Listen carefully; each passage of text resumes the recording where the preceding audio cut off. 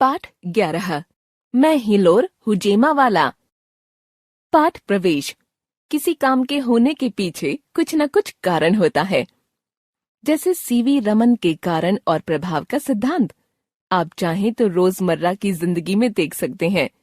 लेखक ने भी एक दिन ऐसे ही एक सिद्धांत सिलसिला को रोचक ढंग से समझाया।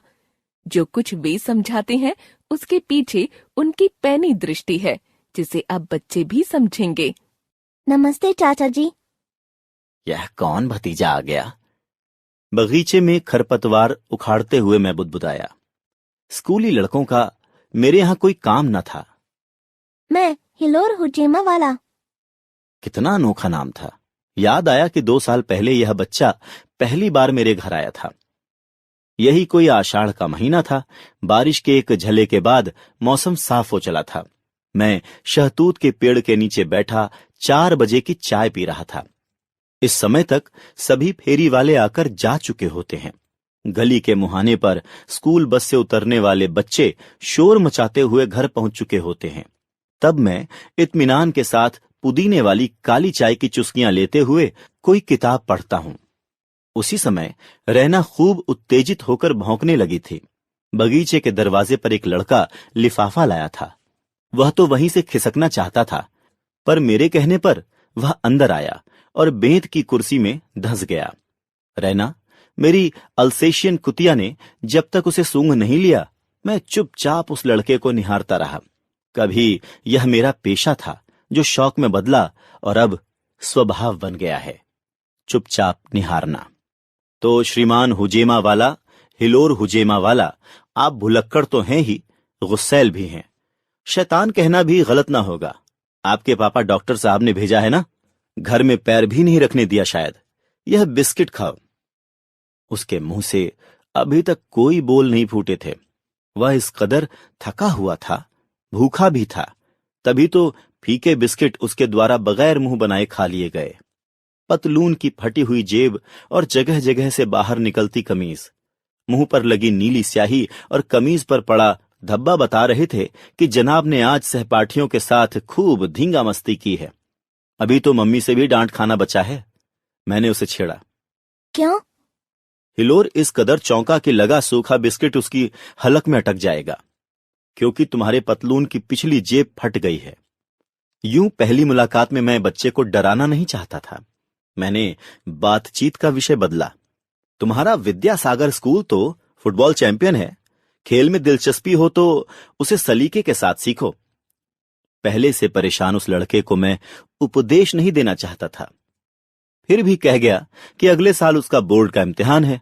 सलीका नहीं आया तो मामला गड़बड़ हो सकता है। एक अजनबी के हाथों अपना कच्चा चिट्ठा खुलता देख हिलोर भौचक था। पर चाचा जी, आपने यह सब कैसे जाना? कैसे जाना?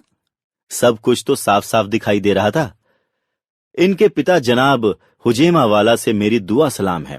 अच्छे डॉक्टर हैं। हमारे घर से आगे कुछ दूरी पर उनका घर है। डाकिये ने गलती से मेरी चिट्ठी उनके यहां डाल दी थी। वे उसे अपने साहबजादे के हाथ सुबह 7:15 बजे भिजवाने वाले थे। उसकी स्कूल बस यहां नुक्कड़ पर ही रुकती थी। बच्चा सुबह चिट्ठी देना भूल गया। दोपहर को स्कूल से लौटते समय भी भूल गया था। घर पहुंचते ही अब्बा ने पूछा होगा और नाराज होकर उल्टे पैर वापस भेजा होगा। तभी तो ये जनाब स्कूल की यूनिफॉर्म में जस के तस बस्ते सहित मेरे दरवाजे पर हाजिर हुए थे। यूनिफॉर्म से समझ में आ गया था कि वे किस स्कूल में पढ़ते हैं। वहां लड़कों के लिए 8वीं जमात तक निकर और 9वीं से पतलून का कायदा है। चूंकि पतलून लकदक नई थी, सो समझ में आ गया था कि बालक नया नया बड़ी कक्षा में दाखिल हुआ है।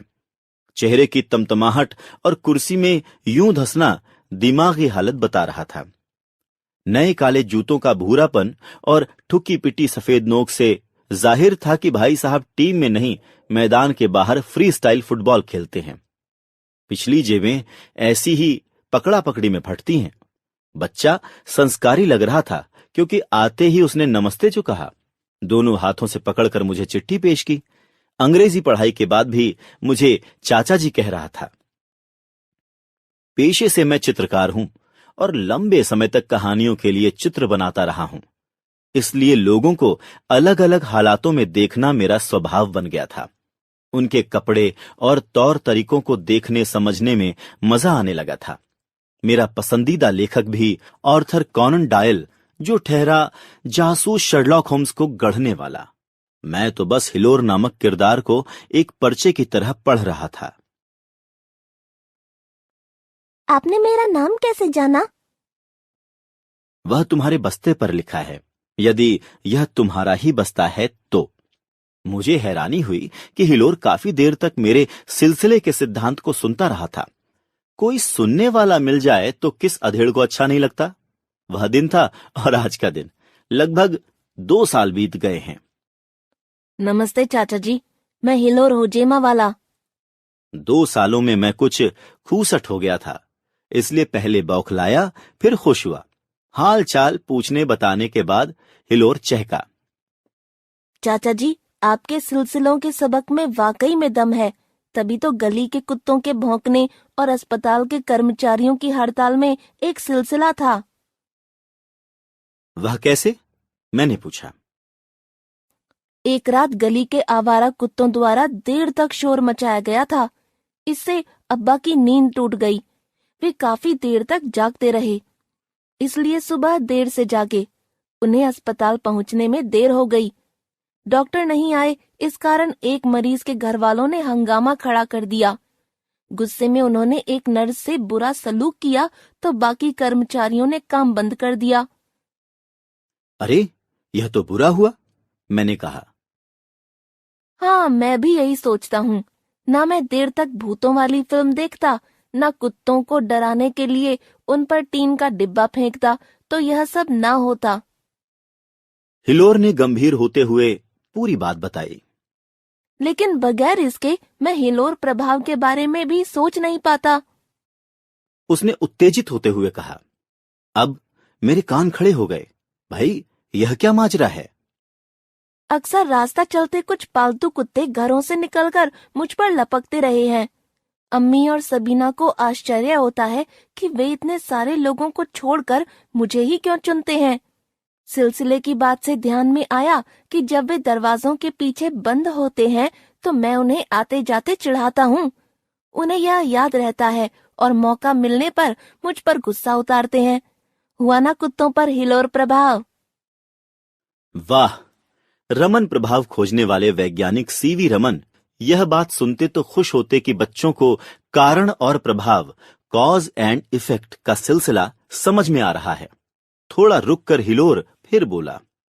चाचा जी, आपको बधाई, आप 60 वर्ष के जो हो गए हैं। धन्यवाद, मैं खुश होकर बोला। लेकिन तुम्हें किसने बताया? आपने खुरपी चाय की ट्रे में रख दी है और चम्मच क्यारी में खोस दिया है। लेखक